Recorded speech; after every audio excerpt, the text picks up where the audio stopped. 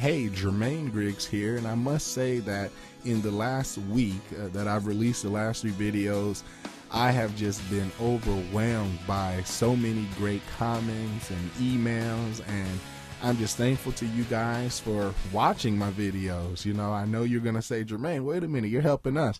But in the same way, you're helping me. You're helping me to hone my skills as a teacher, and I'm able to see your feedback. So I'm definitely enjoying the experience and taking many of you by the hand and just, you know, sharing some ways that I think about music. These might not be the orthodox ways you see in music school or with your local music teacher, but that's the point. You know, the point is I like to teach meaningful shortcuts to get you past all the clutter and all the quote-unquote hard, difficult stuff about music and just get you to play and think about it in a very no-nonsense kind of way. And hopefully we've done a little bit of that in the last 3 videos. If you haven't seen them, definitely check out the YouTube channel, click on our name, or you know, go to the other videos in it should be the last 3 videos I've posted. You guys have viewed them to date, 40,000 total views between those videos, so that's pretty cool in the last 3 days alone. 165 comments, so thank you for that, and 771 email replies. And the reason I know these stats is because I personally viewed each and every one of your emails, each and every one of your comments, and I edit my own videos, so I'm very much connected. And so I don't know, it's a newfound spirit I've found in me after just watching your comments, just a spirit of just wanting to help even more than I'm already helping. So good that this isn't falling on deaf ears.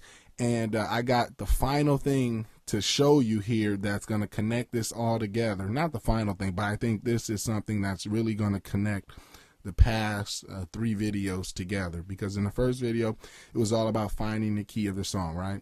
The second video was all about the number system, like being able to know exactly the 2nd tone of C, for example, or the 5th tone of G, or the 7th tone of B. Like I told you, trust me, just know that, you know, and I gave you flashcards. I told you that was my preferred way of learning. In the 3rd video, I said, here are 4 foundational chords. And if you learn these 4 foundational chords with your eyes closed, but within 2 seconds, I always talk about this 2-second rule, I said you'll be able to play just about every other bigger, better, badder chord you ever want to play. And that is true, and I gave you flashcards for that. In this one, I have flashcards for you as well, because that's my preferred way, and I think there's a lot to be learned here with flashcards. And you can grab them here at hearandplay.com/patterns. Oops, I wrote over it. hearandplay.com/patterns. That's PATTERNS. And that'll redirect you to a 12-page document. You want to read the cover letter. The cover letter is very important. And it'll give you links to the past documents if you didn't get those. hearandplay.com/numbers. That was the first one. And then hearandplay.com/learn chords. That was the second one. So you definitely want to go here, and you'll see what I'm talking about very soon. It's not as many cards as the first 2, but it's probably the most important cards you'll ever do. Hands down, this brings everything together. So, Jermaine, what are you talking about? And I promise this video won't be as long as the other ones, because I really just want to move this thing together for you. So, if you followed and have really taken action on everything I've shown so far, you should be getting good at all your numbers, and you should know your 4 foundational chords, hands down. And if extra credit, you should know how to pick out keys to any song, because that's kind of like, to me, that's like the starting point of playing by ear. If you're in the wrong key or can't get in the ballpark, you know, that's a skill. You really want to rewind that particular video and get it until it clicks for you, right? Okay, but here's what I want to show you, because this is exciting. Okay, I want to show you this idea of patterns, because music follows predictable patterns. So if you're sitting down to your piano and you're not thinking of songs in terms of patterns, if you're thinking of everything being independent and not related to each other, and it took you days to learn a song because you picked out each chord and you don't know what's going on and you don't know how they're connected, then you especially need to listen to what I'm talking about, because music is connected. And the first thing you need to know, and I'm going to break this into 2 parts. The first part is you need to know where the chords that you learned in my last video. Remember, I taught you major, minor, diminished, and augmented. And I told you those are the ones you need to know hands down. the first thing you need to know is where they go in relationship to the numbers that you learned in the second video. So you know the first tone of C, and you happen to know what C major is, right? You know the C major chord. Though that's pretty much the culmination of the second and third video combined, right? Now you need to know that the first tone of the scale usually is major. You'll get a major chord on that tone of the scale. The second tone of the scale, you'll usually get a minor chord. So that's what I'm going to cover now. I'm going to bring those two exercises together for you. Okay, and here they are. So let's go to the key of C. Okay, so this is the key of C. C, D, E, F, G. Oh man, I messed up on that one. A and B. So far, you know how to number them, right? 1, 2, 3, 4, 5, 6, 7. Okay, now I'm going to show you basically the chords that go on each tone of these scales are most likely to happen. These are what you call diatonic chords. Okay, now the first tone of the scale is associated with the major chord. Okay, and I'm going to explain this later. The second tone of the scale is associated with the minor chord, and I'm going to do that with a little m. The third tone of the scale, minor chord. The fourth tone of the scale, major chord. The fifth tone of the scale, also major chord. The sixth tone of the scale, minor chord. And the seventh tone of the scale, diminished. Okay, so we don't have an augmented chord here. I know that was the fourth foundational chord. You'll learn those. Those will come naturally in songs. But for now, the major scale is either divided into major chords falling on certain tones of that scale, minor chords falling on certain tones of the scale, or diminished chords. And you're probably wondering, well, how did you get that? It's really easy. In music, you have something called tertian chords, and they're chords that are built off of thirds, okay? And this may be a little deep, but remember when I told you in I think it was the last video, that C to E, that's a third interval?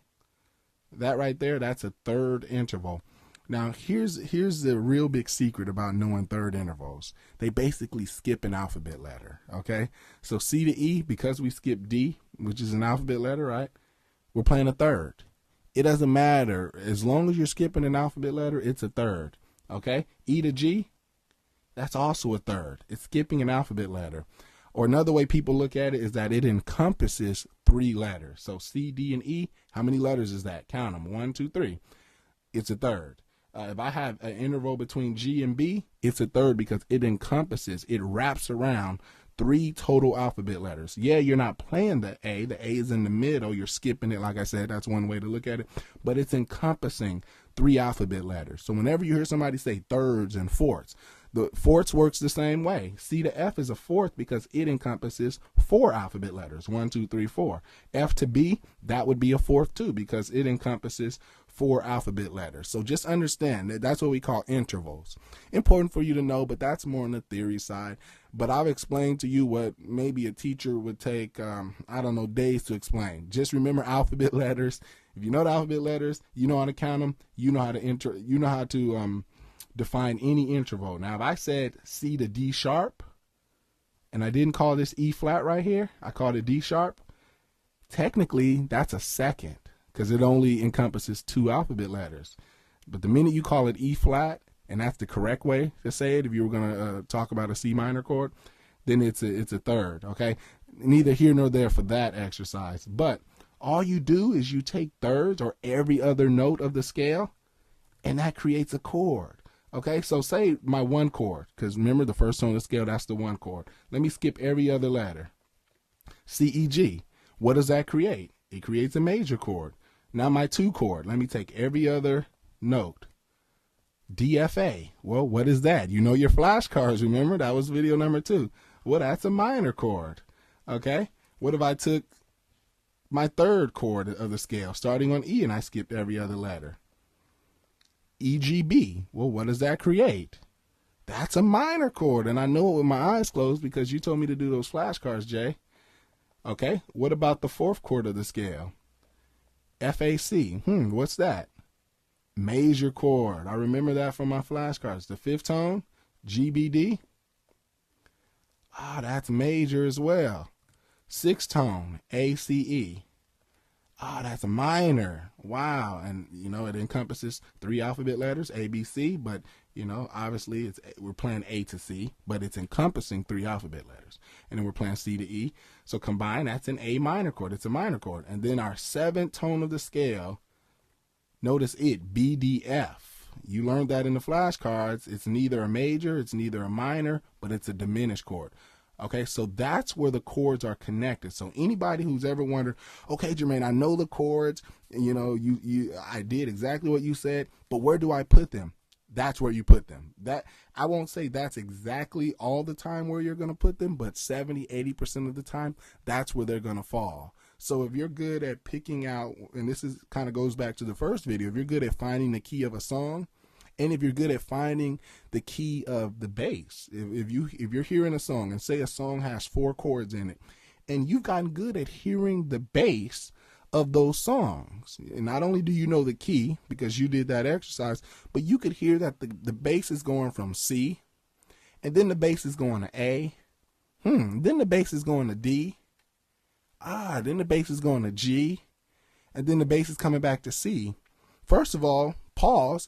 If you just apply everything you've learned between this video and the previous 3, you should be in the ballpark, because you can apply, first of all, you can see what key would I possibly be in if I was going from C to A, D to G to C. And that helps you to understand the key of the song. That first exercise, if you had ruled out C and C was that common note, now obviously this is the ear way of doing it. You can think analytically, but I didn't cover that side as much. I said I wanted to get you so you just heard that common note. Once you determine that was the highest note, and then you're able to pick out the bass notes, C, A, D, G, C or whatnot, now you apply these chords I just told you. Most likely, the first tone is major, like I said, and you saw how I created it. I created it taking every other note, and I explained the whole tertian chords, which means chords built off of thirds. Thirds skip every other note, or thirds encompass 3 alphabet letters, and that's why I said by knowing the foundational chords, those 4 foundational chords, that you can play all the big chords, because the big chords are tertian chords too. They just big tertian chords, you know, and you're just combining these little tertian chords to create the big tertian chords. It's all in the same family, right? Okay, so you got major on the first tone, minor on the second tone, minor on the third tone, major on the fourth tone, major on the fifth tone, minor on the sixth tone, and diminish on the 7th tone. So if I heard a bass, and then let's just come back to major on the C. So if I heard a bass going from C, well, my first bet, I'm going to try a C major chord. I'm going to connect my numbers. I know my numbers, and I'm going to try a C major chord. Because I know that minor is most likely to happen on the 6th tone, Jermaine told me that, and I saw it with my own eyes how it's built, I'm going to play an A minor on that chord. Since I know that the 2nd tone is usually going to be minor, I'm going to play a minor chord on that tone. Since the 5th tone is usually major, well, at least I'm going to try. When I say ballpark, ballpark means at least you know what you're doing. If these don't work, you know, there's some songs where this 2nd tone of the scale, it may be major, okay? They may put a spin in it. That's what we call a secondary dominant chord. And so that would be what you try next. But as long as you're in the ballpark, you can find your way to your car. You know, when you go to Disneyland or something, you write down that, you know, the letter and the number that you parked at, because you can get yourself lost in Disneyland.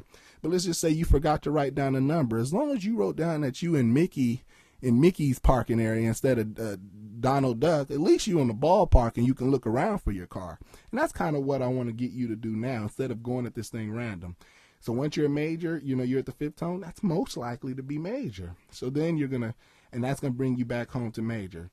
Hands down, this is probably 80% of songs follow patterns like this. There's some that throw curveballs, but like I said, if you can get majority down to a system, you're good to go. So that's the first thing I want you to explain. I want to explain to you, and that'll hold you by just understanding that. And that's why there are flashcards that, first of all, the flashcards are broken into 2 areas. These flashcards grill you on basically 1st tone is usually, and you answer major, okay?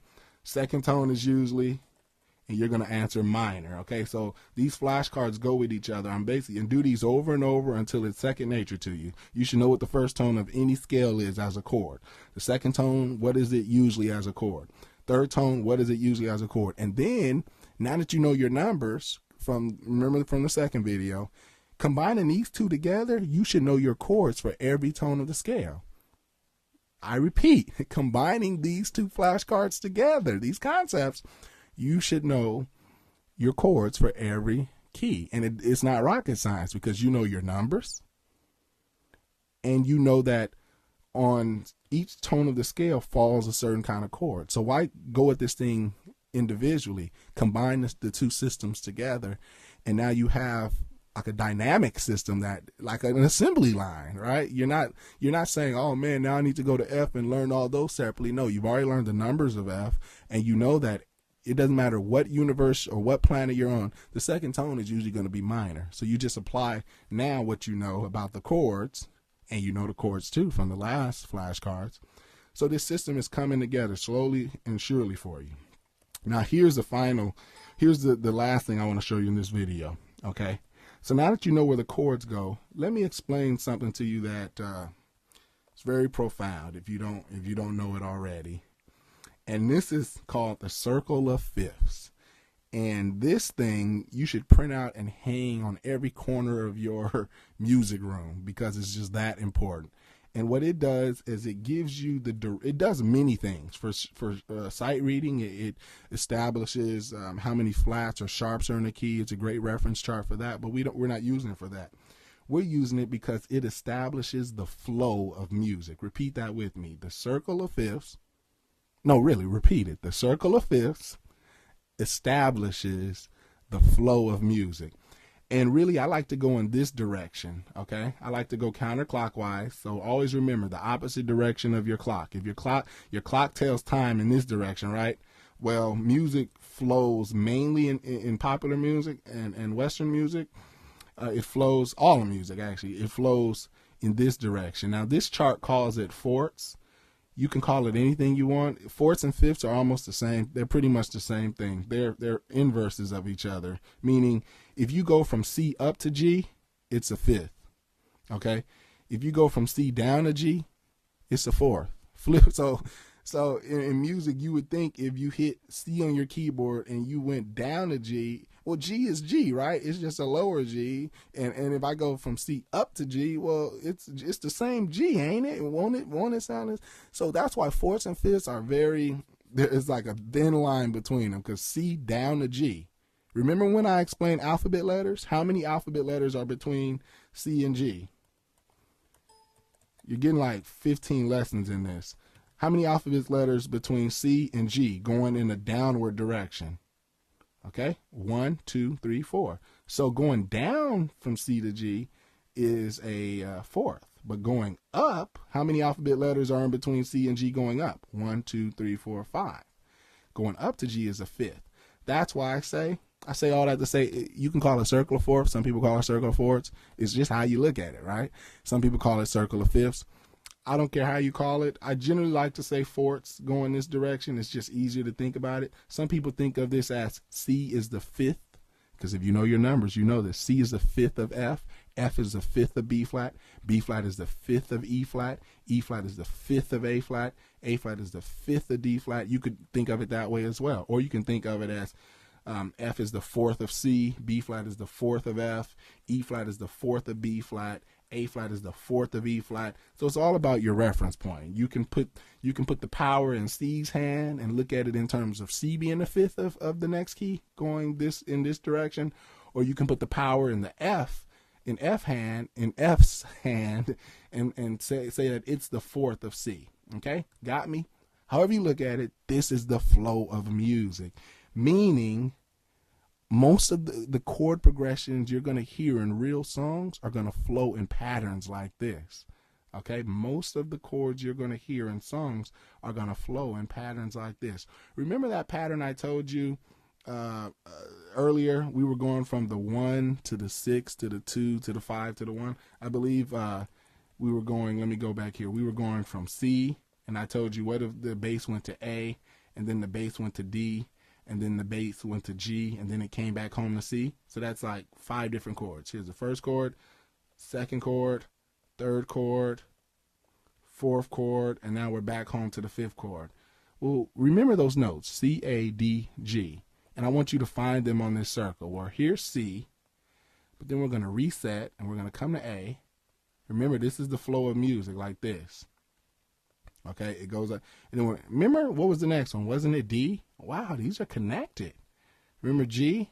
Wow, these are connected. And C? Wow, so we just kind of took a chunk out of the circle and called it our song. And that, my friend, is what songwriters do. They don't reinvent the wheel. They literally use the wheel. They use this circle. This circle's a wheel. They literally use this circle to create their songs, because this circle basically defines for you what everything leads to. There's two things. There's two ways I look at this circle, okay?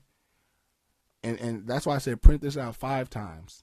You can look at this circle 2 different ways. One question to ask yourself. The first question is, what leads to where I am right now? Okay? And how you answer that, if C is where you're at right now and you're wondering, I figured out that chord, but what's the chord before?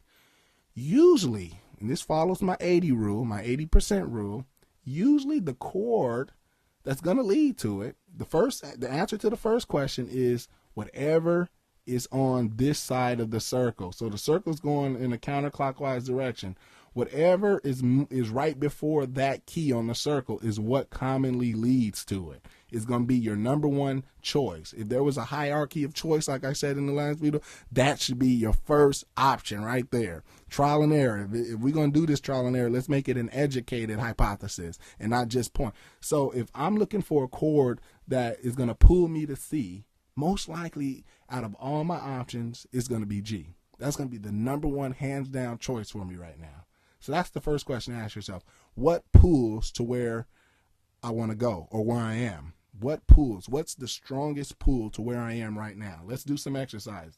What's the strongest pull to F? You tell me. 5 seconds. It's C, because C is moving, is right before it in the direction that we're moving. Okay? C is that exit right before it on the freeway. Okay? What pulls to B? Now don't get confused. The circle is moving in this direction. What pulls to B? F sharp. You got it. I mean, you can think of it as G flat, but to be correct, you would say F sharp. F sharp pulls to B. Okay, what pulls to D? Come on, you can do it. Remember the direction of the circle. What pulls to D? You got it. A pulls to D. Okay, what pulls to E flat? What is the strongest pull to E flat? Because these fourths and fifths, they have very strong pulls. When you're moving in the direction of a fourth or a fifth, you're moving in the strongest, I would argue, the strongest pull in music. That, hands down, all the songs you're listening to, when you're hearing chords and the chords sound really nice and they sound predictable and you've almost heard the chords before, I bet you, we can put money on this. And I say, I don't gamble, but I gamble when it's for your own good. I bet you they're moving in fourths and fifths in this direction. You pull out this circle and you try to pick out some bass notes as songs are moving by. And if you find yourself on a G bass note, I bet you these notes around it are somewhere in the yard. They playing with G in the yard. And hopefully this opens your eyes to it. So that's the first question you ask yourself. Where I am right now, what pulls to it? Where I am right now, what pulls to it? Where I am right now, what got me here? You know, on another note, I'm a motivational speaker as well. So they say you're the average of what do they say? Where you are right now is, I don't even remember. What did I used to say? Where you are right now is a collection of what you've been doing for the last 5 years, or what you did 5 years ago, basically. But I used to phrase it much better. I'm having one of those brain moments. But where you are today is a result of what you've been doing for the last 5 years. Well, and that's something to hold on to as well. But that first question is similar. Where I am right now, what leads to it? Okay? Cause and effect. The second question is pretty much, it's kind of the same question, but it's where I am right now, where does it go? Okay?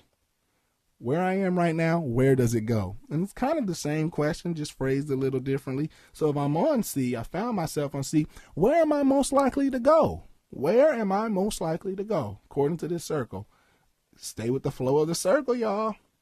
And that answer will be F, because that's the next. That's where C is moving to. Just like C had something coming to it, C also goes to something. Okay, that's the second question to ask yourself. Let's do an exercise. Where's D most likely to go? G. If you got that right, pat yourself on the back. Where is D flat most likely to go? Now keep it flat. G flat. You got it. Where's B flat most likely to go? E flat. Okay. Do you got me? Do you got me? Y'all like my Ebonics? Do you got me? Okay, so you combine these two questions, and that makes music less mysterious because something has to go somewhere. And when you at that somewhere, it just came from coming from somewhere, if that makes sense to you. So when you have a bunch of chords together, there's songs that start at B, go to E, go to A, go to D, go to G, go to C, go to F, and then go back to C. In fact, a lot of songs do that. A lot of songs do this. There's songs that start at C, and then because they need to reset, you know, A and C are related. That's a whole nother video, but they're relative minors. A is a relative minor of C. That's why you also see it in the middle of the circle, okay? These are the relative minors in the middle of the circle. That's a whole nother lesson. But C commonly goes to A, which we can think of this as the 1 going to the 6, because you know your numbers. 6 going to the 2. That's what D is in the key of C. 2 going to the 5. That's what 5 is. And then 5 bringing us home. Or we can look at this as, okay, well, and this would have been one of those things, you know that C commonly pulls to F, but it doesn't want to go there yet. It's going to go there probably in the song. But that's one of them things where it went to the relative minor instead. Okay, so you're going to have those hiccups, but once you know them, you know them. But from that point, usually it's textbook. And when I mean textbook, I mean it's going to follow this circle. A is going to go to D. D is going to go to G. G is going to go to C. And that same F we know that C likes to go to, it's still going to go there. Why is it going to do all this just to go where it wants to go? Well, why do most women go to the mall for one thing, but go to a bunch of stores? Okay, that was a low blow. I'm just playing. I do the same thing, y'all. Why do you go one place, go to another place, just to go to one place? Have you ever played a treasure hunt? Wasn't the treasure at the end, but you had to go to point A to get a clue there, and then point A led you to somewhere else to get a clue there, and then point B or C led you to another point to get a clue there, and finally you got to the treasure? A lot of that happens in music, and what's the big word? Timing. If you got enough time, you could take a song that goes from just C and go straight to F, and you can put all this stuff in it. You can go A to D, D to G, G to C, just to get back to C, and then go to your treasure. That happens a lot in music. So once you start understanding these kind of patterns and stuff, it really opens the door. Now, I could literally, a lot of this is in my courses, but I could literally talk about this for like 10 hours. I already feel this video getting long. But basically, that's what the second half of the flashcards talk about. So the first 7 flashcards are basically grilling you on what's supposed to be major, what's supposed to be minor, what's supposed to be diminished. And don't mind these over here. This one right here, that's if you're playing 4-finger chords. And this one is if you're playing 4-finger chords. But for the most part, if you're only playing 3-finger chords, the 7th tone is going to be diminished and the 5th tone is going to be major. That's another video too. But all you got to do is just add another finger to the mix. Like if you wanted to play a G dominant chord instead of a G major, instead of going G, B, D, remember we took every other note, just add an F. And when it's a 4-finger chord, it's actually a G dominant 7. But that's another lesson. So that's one thing you'll notice. And the same thing happens when you take 4 fingers on this one. It changes the chord from a diminished chord to a half diminished chord. But like I said, don't worry about that right now. Don't overwhelm yourself. That will click for you. Pretty much first tone of the scale is major, second tone is minor, third tone is minor, fourth tone is major, fifth tone is major, sixth tone is minor, seventh tone is diminished. Okay, and then on the second half of the cards, I'm grilling you on C pulls strongly to, and your answer will be F. Make sure you print these out right. I have the numbers on them. So 10 should match the question. If you're on answer number 10, you should be on question. You know, when you print these out, you'll see they'll line up just perfectly. That's the first half. The second half is basically the opposite question. It's what pulls strongly to C. And I want you to grill yourself until you know these hands down. And I promise, like my grandma said, my name is Jermaine. I promise you that it will do wonders for how you understand music and how you think about and pick out songs. And you'll be able to pick out songs before time. Okay? This is the system. It starts with knowing the key. Okay? Being able to pick that and at least get yourself in a world, get yourself on the right planet. And then understanding your numbers, your scales, and understanding them as numbers. And then knowing your chords. And then knowing where your chords go in relationship to those scales. What we learned in this video. Then understanding how the numbers really connect together to create music and what pulls to what, okay? And you can very well look at this circle as numbers as well, okay? Because let's just look at the key of C. That's the 1, that's the 7, that's the 3, that's the 6, that's the 2, that's the 5, and that's the 4.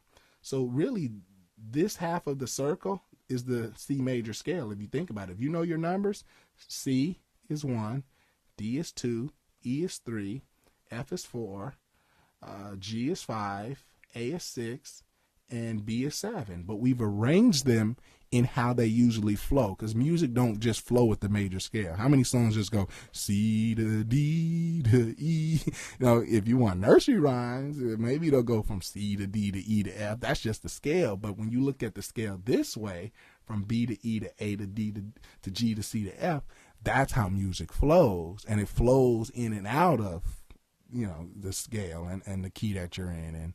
And so that's music. I tried to give you, I don't know, I'd say a bachelor's degree in playing by ear, which you probably can't get these days anyway at a university. But I think I've tried to give you that in the 30 minutes you've been with me. And if you combine like all 4 videos, this has been an accelerated path. Trust me. Trust me, what you've learned in the last 4 days, just because I release it for free, don't devalue it. I keep saying it. This information is worth a lot because this is the system I use in my big head. My wife says I have a big head. This is the system that I use internally to be able to hear what's going on in a song right away. A lot of it is thinking. A lot of it is understanding this, but it comes quickly after you've done your homework with the flashcards. And then the other side of it is that ear side that you saw in the first video. You apply that same hearing and humming to finding the bass notes that you're listening to. But then you're going to start seeing the bass notes work with this pattern, and then it's all just going to click. So I want to hear what you think about this one. Please leave me your comment. If you haven't left a comment before, help me. I want to get us, we're at 165 comments combined. Y'all give me 300 comments. I'll be happy. Okay, give me 300 comments. If you haven't posted a comment, join YouTube and give me a comment. God darn it. What they say, God darn it. I don't know what that means, but come on, help me out. Give me a comment. I want to hear what you think about this. Pass it on, and hopefully it's just something that changes the way you think about music. Hope you enjoyed this lesson. I'm Jermaien Griggs. I'm signing out. And remember, if you can hear it, you can play it.